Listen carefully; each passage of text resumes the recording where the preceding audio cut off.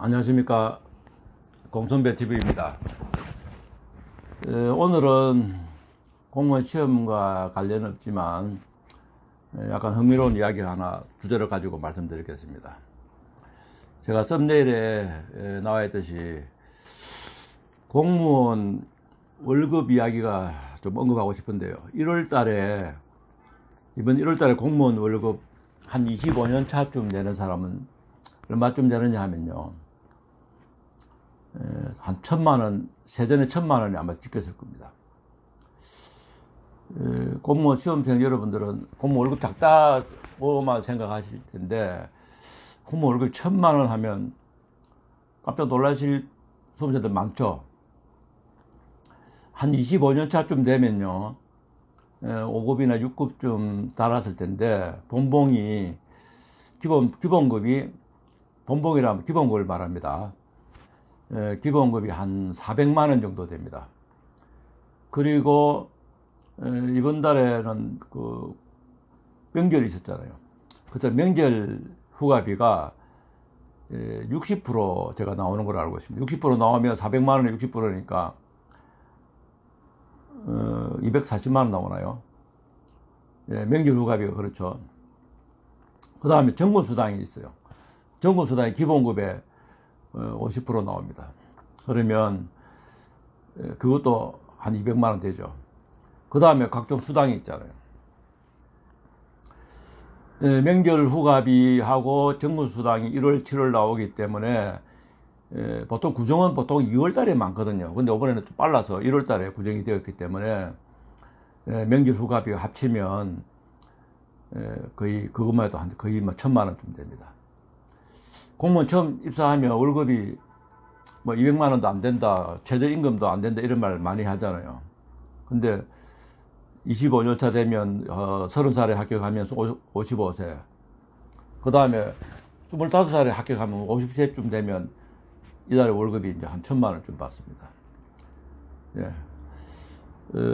아마 처음 신규 공무원들은 공무원 선배들 월급 보면, 와, 저 돈 언제 받노? 이렇게 부러울 수도 있죠.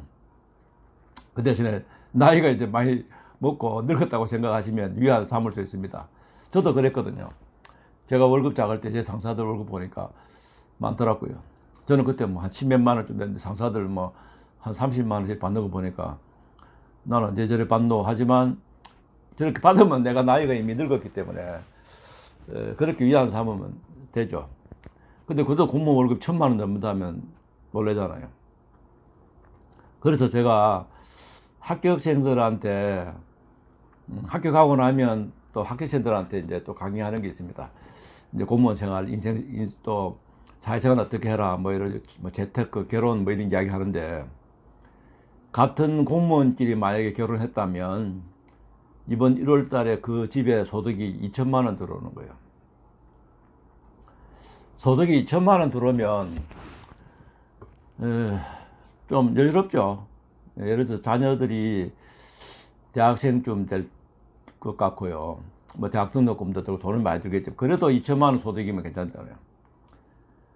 그래서 저는 공무원 수험생 보고 공무원 합격생들 보고 처음에 월급 작을 때 그때 저축을 잘 해놔라, 그렇게 이야기를 합니다. 월급 작을 때 저축을 많이 해서 나이 들었을 때도 어느 정도의 기본 재산이 쌓여 있으면 이번 1월달까지 2,000만원 이렇게 들어오면 여유롭지. 만약에 월급 작다고 저축 안 하고 자가용 사서 자동차 월부금, 할부금 나가고 그래서 돈 모아놓은 게 없고 나중에 월급 많을 때 모아둔다 하면 이미 그 친구들은 예를 들어서 집도 제대로 장만이 안 됐을 수도 있고요. 그러면 힘들죠. 예. 저는 이렇게 합니다. 같은 공무원끼리 결혼하려고 하면 무조건 한 사람 것만 쓰고 한 사람 것만 저축해라 그럽니다. 예를 들어서 월급이 200만원이면 200만원만 쓰고 200만원 저축하고, 1,000만원이면 1,000만원 저축하고 1,000만원 쓰고, 그런 식으로 하면 나중에 한 20년쯤 지나고 이렇게 해보면 좀 경제적으로 여유가 있다. 그러니까 처음부터 제일 안 좋은 게 차 사는 게 제일 안 좋죠. 처음부터 자가용 사면 돈 못 모읍니다. 그 자가용 사면 그 자가용 유지비가 많이 들거든요. 예.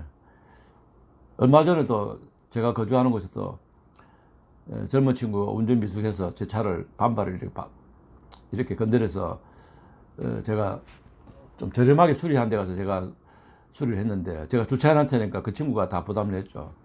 그래서 나중에 그 친구 보고 그랬어요. 젊었을 때 차 유지비가 많이 드니까 차 관리 잘해야 된다고 제가 좀 조언도 좀 인생 조언도 좀 해줬어요. 그 차도 뭐 좀 이렇게 비싼 데서 수리 안 하고 싼 데서 제가 좀 수리해서 그렇게 했거든요. 그 차 사니까 뭐 운전 미숙하니까 다른 사람 차를 박으니까 또 차 수리비 나가야 되죠. 뭐 보험으로 하게 되면 또 보험료가 많이 올라가잖아요. 그런 것들. 그 다음에 큰 사고로 나보세요. 큰일 나죠. 그러니까 뭐 그냥 기름값만 들면 차도 뭐 버스 요금, 대중교통 요금이나 별 차이 안 날 수도 있어요. 또 약간 편리함을 얻는 그런 이점도 있으니까. 근데 보험료니 뭐 차 수리하고 또 차도 한 번씩 수리해 줘야 되거든요. 그리고 다른 사람 접촉사고나 이렇게 나면 그 또 배상해 줘야 되고. 차 사면 돈 못 모읍니다. 예. 그 공무원 월급이 처음에는 작지만 작을 때 빚 안 주고 조금씩 모아두시면 나중에 1월달 지금 이제 55세쯤 되면요 공무원 한 25년 차 제가 대충 보니까 25년 차면 이번에 1월달 월급이 1,000만 원이 넘겠더라고요. 그래서 제가 25년 차 기준으로 말씀드렸고요. 그러면 25년 차쯤 되면 예를 들어서 뭐 만 30에 합격했으면 앞으로 5년 동안 더 많이 벌잖아요. 만약에 부부 공무원이면 뭐 돈 충분히 저축할 수 있는 기간 되죠. 예. 그래서 공무원 월급이 작다 하는데 물론 뭐 눈높이가 어디에 갖다 대느냐에 차이는 있습니다. 대기업에 처음부터 연봉이 뭐 4천 이렇게 시작하는 사람도 있지만 그 노동 강도나 뭐 이렇게 스트레스나 이렇게 비하면 공무원이 조금 수월죠. 예. 물론 공무원도 좀 민원인들이 좀 많이 괴롭혀서 그런 부분도 있지만 모든 공무원이 그런 건 아니거든요. 그래서 공무원 월급이 결코 적은 건 아니다라는 말씀을 드리고 싶고요. 다만 처음에 너무 작아요. 제가 2015년도부터 이제 공무원 학원에서 학생들 가르치는 일을 했는데 그 2015년인가 16년인가 제가 공무원 월급 이 9급 1호봉을 좀 더 들어 올려야 된다. 공무원 월급은 이제 이렇게 이 경사가 열려져 있잖아. 처음부터 이제 올라갈수록 많아지거든요. 연봉이 이제 나이가 들수록. 근데 위에는 조금 하더라도 밑에를 더 들어 올려야 된다. 이렇게 제가 이야기를 했는데 그때 이야기하고 나니까 그 다음에 바로 공무원 9급 1호봉에서 5호봉까지가 월급 조금 더 들어 올렸죠. 이렇게 제가 이야기하니까 바로 그 다음에 그래 반영이 되는데 근데 내가 학생들 보고 이거 더 올려야 된다. 더.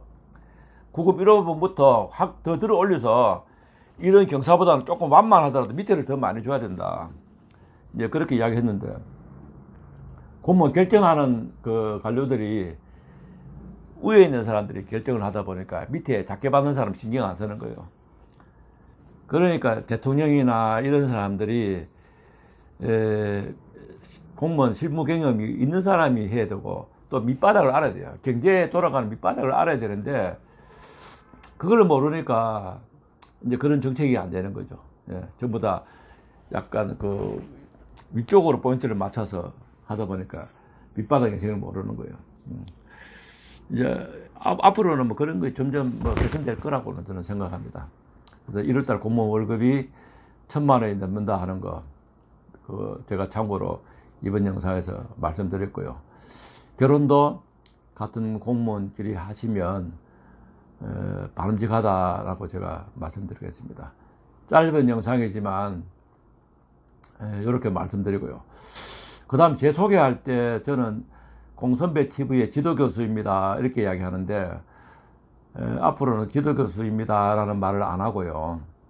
이제 학원에서는 학생들이 저한테 교수님 하니까 그렇게 했는데 성인학원에서는 또 성인학원에서는 호칭이 강사를 교수님 이렇게 하긴 해요. 근데 다음부터는 공선배 TV의 재주 좋은 아저씨입니다 이렇게 하고 싶어요.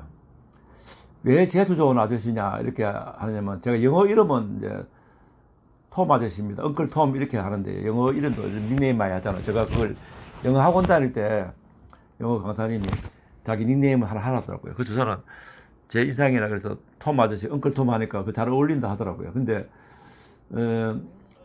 제가 사회생활을 하면서 저는 제가 재수가 좋아서 이렇게 되는 건 한 번도 없어요. 제 노력한 만큼 했는데, 저를 알고 지냈던 사람들이, 저하고 가까운 사람들이 다 잘 되더라고요. 제가 도움을 많이 주는 경향이 좀 있어서, 제가 주변에 선한, 긍정의 힘을 좀 주는 느낌이 든다라는 생각이 들어서 저는 재수 좋은 아저씨라고 저는 그렇게 하고 싶습니다. 저는 절대로 제가 재수 좋은 사람 아닙니다. 그래서 우리 학원에도 합격률이 엄청 제가 높거든요. 그리고 식당 같은 데도 제가 가는 식당에 들어가면 손님들이 갑자기 많아지고 뭐 그런 것도 있고요. 그래서 저를 알아서 손해본 사람은 없는 것 같은데, 저를 알아서 도움되는 사람이 많은 것 같아서, 제가 재수 좋은 아저씨입니다. 앞으로는 그렇게 할 것 같아요.